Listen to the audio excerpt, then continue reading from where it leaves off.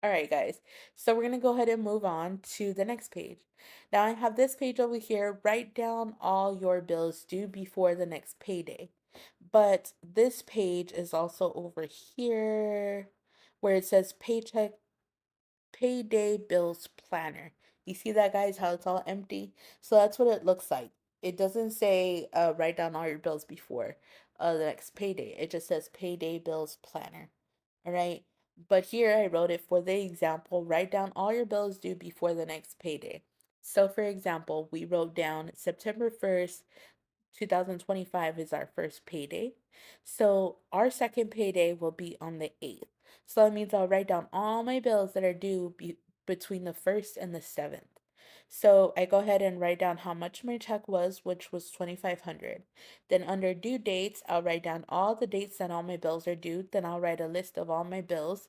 But on the first one, I like to write my check and a plus sign because I'm gaining money in the 1,500.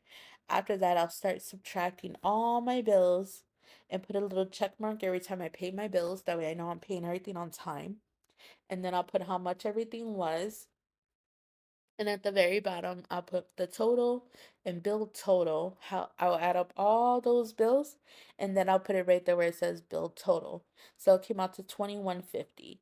Go ahead and subtract that because I'm going to subtract all these bills. After that, after all my bills, I have $350 left. So with that 350, what I personally would do with that is I would take those $300 and I would save it towards either another car payment or putting it towards being ahead on one of my rents. Or if I owe my light bill, I'd put it there.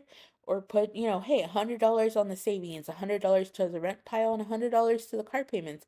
That way you can start getting each of those a little something and just put it to the side, and just kind of make sure you don't touch it. That's when you call yourself broke. Because at that point, you're leveraging on trying to be ahead on everything. That way, if anything ever crumbles, you're ahead and you're good. That's personally how I would see it. All right, so you see how that works, you guys?